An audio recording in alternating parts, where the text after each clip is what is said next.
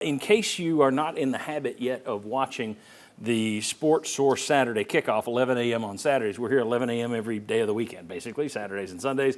In case you didn't see it yesterday, sat down and had a chat with Ryan Callahan about the top 5 recruits to watch and a couple of other things. So he talks Tennessee recruiting. Here's a look at that from the Saturday kickoff. We've moved across the studio here to our whiteboard set, so you could put 5 names on the board. I ask you to come up with 5 names that Vol fans should be following, but there are a lot of names, more than 5 that are out there, more than usual. Yeah, it's a pretty active cycle, and part of that because of coaching changes, I think, partly because schools are just looking to add whatever quality players are still out there and still might have needs, and also SEC teams anticipating going to 105 scholarship players in the near future. So you got more flexibility to add guys at any position you might want to address. But yeah, definitely beyond these 5 guys, Tennessee's list of targets, and some of these guys are flip targets, guys committed to other schools. So offensive lineman Micah Smith, committed to UCLA right now, took an official visit to Tennessee last weekend for the Oklahoma game. Major priority for Tennessee, a guy they targeted even before he picked UCLA back in the late spring, but Tennessee gets him back on campus. Ohio State and Ole Miss have already hosted him on official visits too, so Tennessee one of a few, at least, serious contenders in this one, in addition to UCLA, where they're waiting to see who the new coach will be. So don't think he's likely to end up at UCLA, but he has not decommitted from them officially. So Tennessee, it sounds like, has a real shot at him going into the final weeks here, but we'll see if he takes any additional visits. He didn't comment after the visit, so not sure what he's thinking right now, but certainly Tennessee, I think some cautious optimism, at least on Tennessee's front, coming off that visit. A lot closer to Vero Beach here than UCLA is. Yeah. So, okay, what do you got second? Edge rusher Jordan Carter. This is a relatively new name. Even if you track recruiting, you might not know until last weekend that Tennessee was in the mix for Jordan Carter. But 4-star prospect, ranked just outside the top 100 on 24/7 Sports, was committed to Texas A&M for more than a year. Decommits from Texas A&M last weekend. That day shows up at Tennessee for the Oklahoma game. So now Tennessee will get an official visit, it sounds like, next weekend for the New Mexico State game. He's also going to take official visits to Georgia Tech, and that might be the team to watch here, and Auburn, which obviously just had a coaching change, so who knows if that visit even happens now. Auburn had some momentum before he decommitted. Now that may be out the window with Hugh Freeze gone. But Georgia Tech making a hometown play here on an Atlanta area kid. Sounds like they're making a serious push, so may come down to Tennessee and Georgia Tech in the end. Texas also among his finalists, but have not heard of a visit being scheduled there. So Tennessee has a real shot there, and we'll see what that official visit next weekend can do. Before we get to number 3, you mentioned people in town for the Tennessee-Oklahoma game last weekend. That could go either way. There are people who are like, oh, great, they're in and we lost. Most of these kids aren't sitting there hanging on whether or not you win or lose. They're looking at the facilities, they're looking at the dark mode, atmosphere and everything else, and the fan support, and meeting the coaches.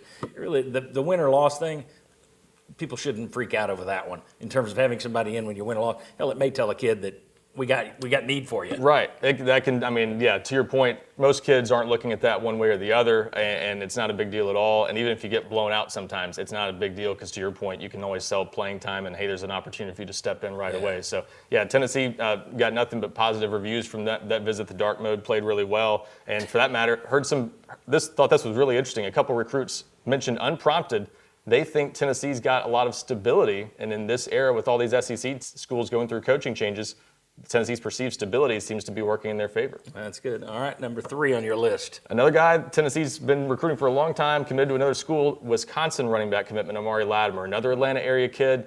Ohio State also involved here. Miami also involved. So some heavy hitters in this one, but Tennessee still looking for a running back in this 2026 class. Finally got him back on campus for the first time in more than a year this past weekend. That was an official visit. Another guy didn't comment, hasn't said much publicly lately, so not sure exactly what he's thinking. This one I think might be a little bit more of an uphill battle for Tennessee because you've got Ohio State and Miami also in there, but Tennessee's done a nice job and at least got him back on campus, so we'll see where that one goes. They're kind of all in on Amari Latimer at this point at running back. They don't really have anyone else on the board right now. We'll see if anyone else surfaces here down the stretch. Maybe a coaching change opens another opportunity, but at running back it may be Amari Latimer or bust, and then if you don't get someone, maybe going back to the transfer portal for another Star Thomas type player. Gotcha.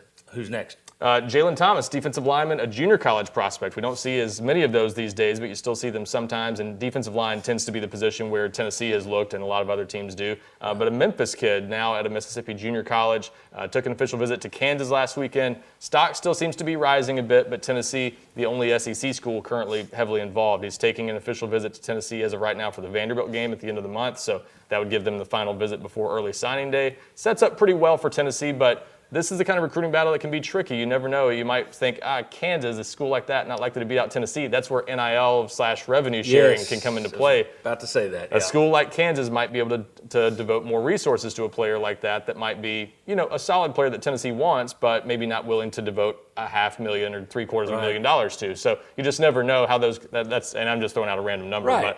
But yeah, that's how those can work. So you can't necessarily just write off Kansas because Tennessee's seen as a better program. So it could be a trickier recruitment because Tennessee's not battling other SEC schools. Yeah, it's going to take a while for media and for fans to get it around their head that for the past few years it's been on NIL, so it's the big boys can throw big dollars. Yeah. Now with revenue sharing, there's a cap on this stuff in terms of what you. Now there may be NIL on top of everything else, but you've got the revenue share, which means you've only got $21 million to split out. Whereas Kansas can sit there and go, we're not spending as much as Tennessee is, so we can focus it on one kid and go get, and they can outbid Tennessee for one kid. Yep. We've talked about this before on the Sports Source Digital Network that now all of a sudden smaller schools, it actually gets them in the game because the revenue sharing can be a limiter for some of the big guys. It raised the amount of money they can spend in most cases. These programs little didn't, guys, they didn't have $10 million a year or whatever to throw around at players. Now they do, and they've got to spend it somewhere, so they might as well go get somebody that an SEC school might want.